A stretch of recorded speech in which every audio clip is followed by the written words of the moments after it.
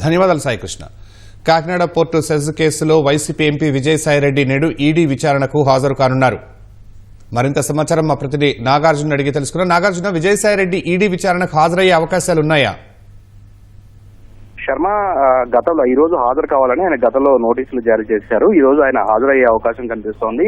ఎందుకంటే గతంలో ఆయనకి హాజరు కామని కాకినాడ పోర్టు వ్యవహారంలో అతను హాజరమ్మని గతంలో నోటీసులు ఇచ్చారు. అతనితో పాటుగా ఈ కేసులో నిందితులుగా ఉన్నటువంటి విక్రాంత్ రెడ్డి, విజయసాయిరెడ్డి అల్లుడి సోదరుడు అరవిందో సంస్థ యజమాని పెనుబాక శరత్చంద్రారెడ్డి, విజయసాయిరెడ్డి నామినీగా సంస్థగా పేర్కొన్నటువంటి పీకేఎఫ్ శ్రీధర్ అండ్ సంతానం ఎల్ఎల్పి ఈ సంస్థలకి గతంలో నోటీసులు జారీ చేశారు. అయితే ఆ విచారణకి కొందరు హాజరు కాకపోవడం, తర్వాత విజయసాయిరెడ్డి కూడా హాజరు కాలేదు. అయితే అతను పార్లమెంట్ సమావేశాలు ఉన్న కారణంగా నేను హాజరు కాలేనని ఆయన సమాధానం ఇవ్వడం జరిగింది.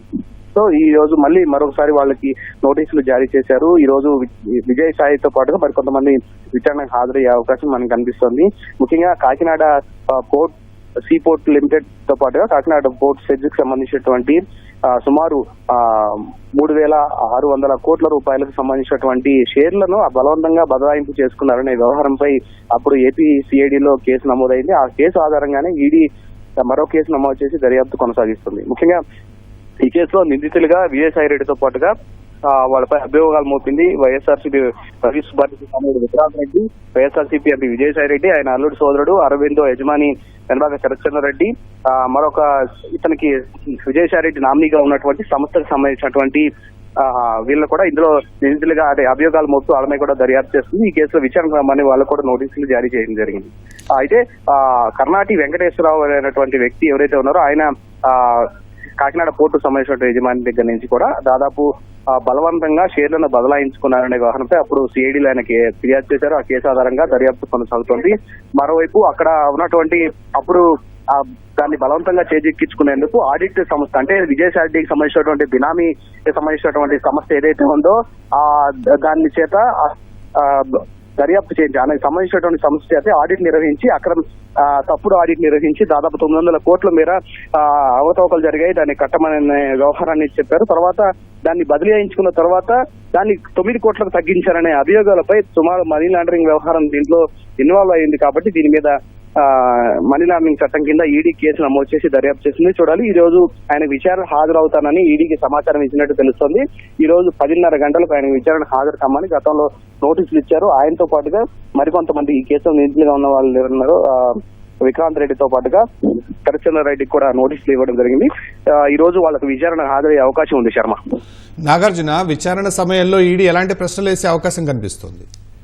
ముఖ్యంగా దీనికి సంబంధించిన అంటే మొత్తం ఈ 2 సంస్థలు ఏదైతే ఉన్నాయో, ఇప్పుడు కాకినాడ సీపోర్ట్ లిమిటెడ్ కి సంబంధించిన సంస్థ సీపోర్ట్ లిమిటెడ్ లో 2,500 కోట్ల రూపాయల విలువైన వాటాలను కేవలం 494 కోట్ల రూపాయలకి షేర్లు బదలాయించుకున్నారు. దాంతోపాటు కాకినాడ సెజ్ కు సంబంధించినటువంటి 1109 కోట్ల విలువైన వాటాలను కేవలం 12 కోట్ల రూపాయలకే అరవిందో సంస్థకు బదలాయించుకునే వ్యవహారం పైన దర్యాప్తు ఈ ప్రశ్నలు సంధించే అవకాశం ఉంది. ముఖ్యంగా ఈ డబ్బులు ఏవైతే అంటే దీనికి సంబంధించినటువంటి నగదు బదిలీలు ఏ విధంగా జరిగాయి, దాంతో పాటుగా ఆడిట్ సంస్థకి వీళ్ళు అంటే ఇది నామినీగా విజయసాయిరెడ్డి సంబంధించినటువంటి నామినీ సంస్థ ఏదైతే ఉందో దానికి బినామీ సంస్థ ఏదైతే ఉందో దానికి సంబంధించినటువంటి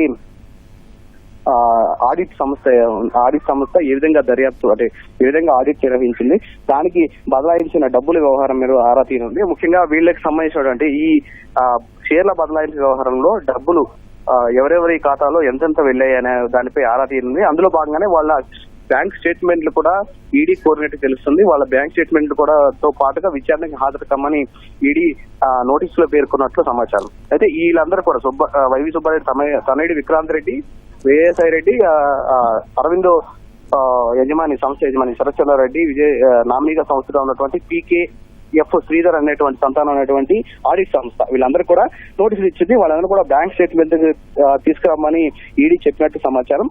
వీటన్నిటితో హాజరైన తర్వాత వీరికి సంబంధించి నగదు బదిలీల వ్యవహారం ఎవరెవరి ఖాతాల్లో ఎంత వెళ్ళాయనే వ్యవహారంపై దర్యాప్తు చేయనుంది. దాంతో పాటుగా ఏమైనా విదేశీ సంస్థలకు సంబంధించిన పెట్టుబడులు ఏమైనా ఉన్నాయా, లేక విదేశీ ఖాతాలకు ఏమైనా నగదు బదిలీ జరిగిందనే అంశం మీద దర్యాప్తు జరిగే అవకాశం ఉంది. శర్మ, ధన్యవాదాలు నాగార్జున.